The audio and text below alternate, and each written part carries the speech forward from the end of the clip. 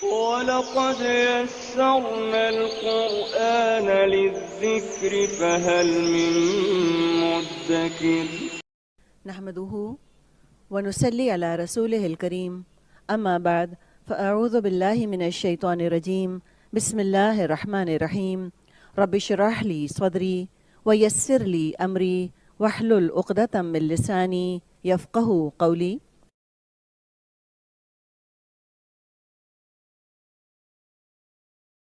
ف تو ان اگر فَإِن تو اگر طلق اس نے طلاق دی ہا اس کو طلقہا اس نے طلاق دی اس کو ف تو لا نہیں فلا تو نہیں تحلو وہ حلال.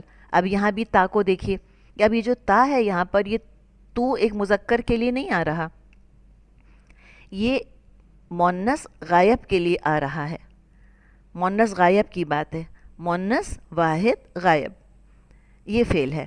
تحلو وہ حلال, ل لیے ہو اس کے, لہو لیے اس کے, من بعد بعد میں, حتی حتیٰ کہ, تنکیح وہ نکاح کرے. یہاں بھی آپ تا دیکھیے, مونس کے لیے, واحد کے لیے, غائب کے لیے آ رہا ہے.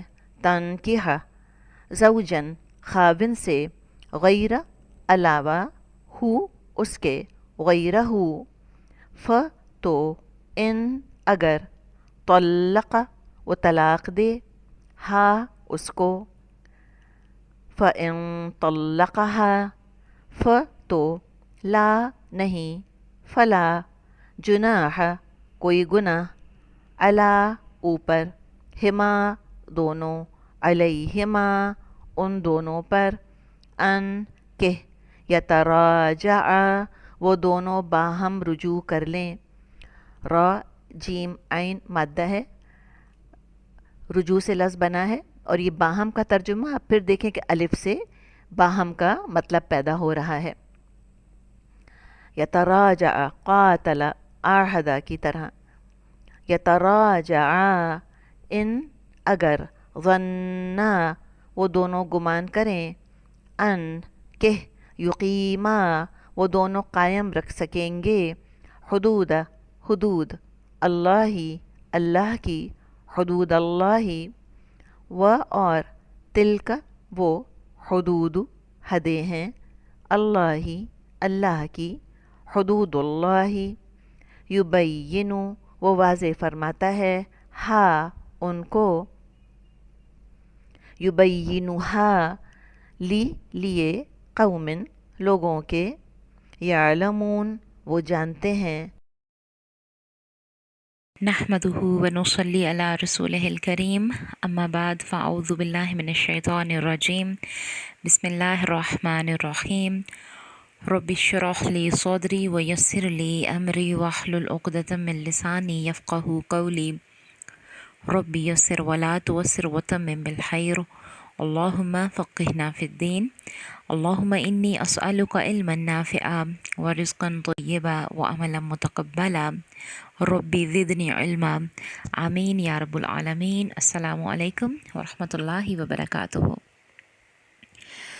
اللہ تعالیٰ کی توفیق اور اللہ تعالیٰ کی رحمت کے ساتھ ہم اپنے لیسن سورۃ البقرہ کی آیت نمبر 230 کو دیکھیں گے, 230 کو, اس نیت کے ساتھ کہ اللہ سبحانہ و تعالیٰ اسے ہمارے لیے پڑھنا, اس پر عمل کرنا اور عمل کے ساتھ اسے دوسروں تک پہنچانا آسان کر دیں. اللہ تعالیٰ ہماری تمام تر کوششیں, محنتیں ہم سے قبول فرمائیں اور اس کام کو ہمارے لیے, ہمارے والدین کے لیے, ہمارے اساتذہ کرام کے لیے اور سب سے بڑھ کے میری اور آپ کی آخرت کے لیے بہترین صدقہ جاریہ بنا دیں. اللہ تعالیٰ ہمیں ایک باعمل مسلمان بنائیں. اللہ تعالیٰ ہمیں دین و دنیا کی نعمتیں عطا فرمائیں اور ہم سے راضی ہو جائیں. ہمارا جو بھی کام ہو اللہ تعالیٰ کی رضا کے لیے ہو اور اللہ تعالیٰ پر نظر رکھتے ہوئے ہو انشاءاللہ. آمین یا رب العالمین. اپنے لیسن کا آغاز کریں گے سورۃ البقرہ کی آیت نمبر 230 سے.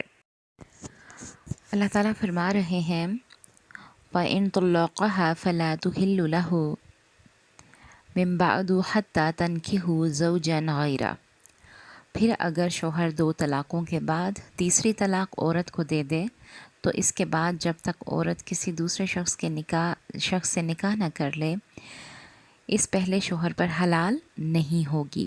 ہاں اگر دوسرا خاوند بھی طلاق دے دے اور عورت اور پہلا خاوند پھر ایک دوسرے کی طرف رجوع کر لیں تو اس پر کچھ گناہ نہیں، بشرطیکہ دونوں یقین کریں کہ اللہ کی حدوں کو قائم رکھیں گے، اور یہ اللہ کی حدیں ہیں، ان کو وہ ان لوگوں کے لیے بیان فرماتا ہے جو دانش رکھتے ہیں۔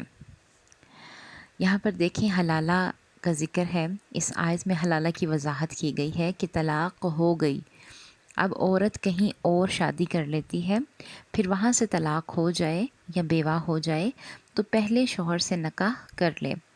ہمارے کلچر میں اس پر بڑی بات ہوتی ہے، ہمارے ہاں عام طور پر 2-4 دن یا مقررہ مدت کے لیے عورت کا کہیں اور نکاح کر کے طلاق لے کر پھر پہلے شوہر سے نکاح کر دیا جاتا ہے۔ یہ نام نہاد حلالہ اسلام میں جائز نہیں ہے، اس کے لیے لازم ہے کہ مرد اور عورت میں میاں بیوی والا تعلق قائم ہو۔ اب آپ خود سوچیں کہ پہلے 3 طلاقیں دی، عورت پر ظلم ہے، پھر اس کو کہیں اور نکاح کر دیا، وہ اس کی اب بیوی بنے، پھر وہاں سے اس کو طلاق دلوا کر پھر پہلے مرد سے نکاح کر دیا جائے۔ عورت ایک تو سب کی باتیں سنے، دوسرا سب کچھ برداشت کرے۔ اگر تو اتفاق سے یہ سب کچھ ہو جائے تو یہ جائز ہے، لیکن منصوبہ بندی یا پلاننگ کے ساتھ اگر کیا جائے تو یہ ایک بہت بڑا گناہ ہے۔ حدیث کا خلاصہ ہے کہ اللہ کے نبی صلی اللہ علیہ وسلم نے فرمایا حلالہ کرنے والا اور کروانے والا دونوں لعنتی ہیں۔ ایسے شخص کو کرائے کا سانڈ کہا گیا ہے۔ دکھ کی بات یہ ہے کہ کچھ مذہبی مولوی بھی یہ کام کروانے والوں میں شامل ہیں، اور ایسے لوگوں کے پاس علم کی بہت کمی ہوتی ہے۔ اب آپ خود سوچیں کہ جس شخص نے سوچ سمجھ کر 3 مہینے میں طلاق دی، کیا اس کو حلالے کی ضرورت ہوگی؟ نہیں، بلکہ یہ وہ لوگ ہیں جو کھڑے کھڑے طلاق دے دیتے ہیں۔ اگر اللہ کو منظور ہوا تو دوبارہ موقع ملے گا۔ اللہ کے نبی صلی اللہ علیہ وسلم کے دور میں ایک ایسا واقعہ ہوا، میاں بیوی کی طلاق ہو گئی، عورت کی کہیں اور شادی ہو گئی اور مرد جسمانی طور پر شادی کے قابل نہیں تھا۔ کچھ عرصہ اس کے ساتھ رہی، پھر طلاق لے لی۔ پھر جب پہلے شوہر نے نکاح کا پیغام بھیجا اور معاملہ کھلا تو اللہ کے نبی صلی اللہ علیہ وسلم نے منع فرما دیا۔ اگر طلاق ایسے ہی کھڑے کھڑے دینی دلوانی ہوتی تو قرآن میں اتنی تفصیل نہ آتی، ایک آیت میں بات مکمل ہو جاتی۔ اللہ تعالیٰ نے کھول کر اس کی تفصیل بیان فرمائی ہے۔ ہم اس کو اچھی طرح سمجھ لیں اور طلاق کو اتنی قسمیں ہیں، اللہ سے جڑ جائیں، اللہ آپ کو سنبھال لے گا۔ اللہ کی کتاب دل کی بہار بن جاتی ہے۔ ہمارے جب اللہ تعالیٰ کے احکامات پر ہم اپنی زندگی کو بسر کرنے لگتے ہیں۔ ہمارے معاشرے میں اصلاح کی ضرورت ہے، شادیوں کے بڑے بڑے مسائل ہیں، اچھی طرح دیکھ بھال کر لڑکی کی شادی کریں۔ مغربی ممالک میں شادی کرتے وقت لڑکے کا پتہ کروا لیں، اللہ کی حدود کی حفاظت کریں، چھوٹی چھوٹی بات پر طلاق تک نہ پہنچیں، نہ دھمکیاں دیں، سوچ سمجھ کر گھر بچانے والے بنیں۔ اللہ اولاد دے تو یہ فطرت کا اشارہ ہے کہ بچے کا نسب حرام نہ کریں، لڑکے اور لڑکیاں تعاون کریں، ایک دوسرے کا ساتھ دیں اور برداشت پیدا کریں۔ کفو دیکھیں، یعنی کہ رشتے دیکھ بھال کر برابری کی سطح پر کرنے کی کوشش کریں۔ حضرت عمر رضی اللہ عنہ کا فتویٰ ہے کہ حلالہ کرنے اور کروانے والے کو زنا کی سزا دی جائے۔ حضرت عثمان رضی اللہ تعالیٰ عنہ کے پاس ایسے شخص کو لایا گیا جس نے حلالہ کے لیے نکاح کیا تھا، آپ نے اس سے عورت کی طلاق دلوا دی۔ حسن بصری رضی اللہ تعالیٰ عنہ کے پاس ایسے شخص کو لایا گیا جس نے حلالہ کی اجازت مانگی۔ حسن بصری رحمۃ اللہ علیہ نے فرمایا، اے نوجوان، اللہ سے ڈر اور آگ کی گھونٹی نہ بن، اسلام میں یہ پسندیدہ عمل نہیں ہے۔ حضرت عیسیٰ علیہ السلام کا ایک قول ملتا ہے کہ جس نے اپنی بیوی کو طلاق دی اس نے اس کے لیے زنا کا راستہ کھول دیا۔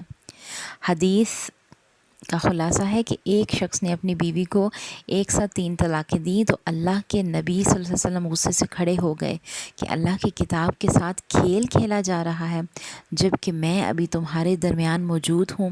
ایک اور صحابی رضی اللہ تعالیٰ عنہ نے فرمایا کہ اللہ کے نبی صلی اللہ علیہ وسلم مجھے اجازت دیں کہ میں اسے قتل نہ کروں۔ اس قدر ناراضگی کا اظہار کیا گیا۔ اور آج ہمارے معاشرے میں دیکھیں کہ کیسے لوگوں کے پاس علم کی کمی ہے۔ اللہ تعالیٰ سے ہم دعا کریں گے کہ اللہ تعالیٰ ہمیں قرآن کے ساتھ جڑنے والا بنائے، کیونکہ جب ہم قرآن کے ساتھ جڑ جاتے ہیں تو پھر ہمارے معاملات قرآن کے ساتھ ہی ہوتے ہیں۔ ہم جو بھی کام کرتے ہیں یہ قرآن ہر طرح سے ہماری رہنمائی کر رہا ہوتا ہے، اور جیسے جیسے ہم اللہ تعالیٰ کے اس قرآن سے دور ہوتے ہیں تو ہمارے معاملات جاہلیت کی بنا پہ ہوتے ہیں، ہم لوگوں کی باتوں میں آ جاتے ہیں، ہم شیطان کی باتوں میں آ جاتے ہیں، دنیا داری کی باتوں میں آ جاتے ہیں، جبکہ یہ قرآن ہمیں اللہ تعالیٰ سے جوڑے رکھتا ہے۔ ہم وہ حکم مانتے ہیں جو کہ اللہ تعالیٰ کے حکم ہے۔ اللہ تعالیٰ سے دعا کریں گے کہ اللہ تعالیٰ ہمیں بعمل مسلمان بنائے اور ہمیں بہترین فیصلے کرنے والا بنائے، اور ہمیں ہمارے گھروں کو خوبصورت بنانے کی توفیق عطا فرمائے، ہمیں صبر و شکر کرنے والا بنائے، اور ہماری نسلوں کو بھی شیطانی شروں سے محفوظ رکھے۔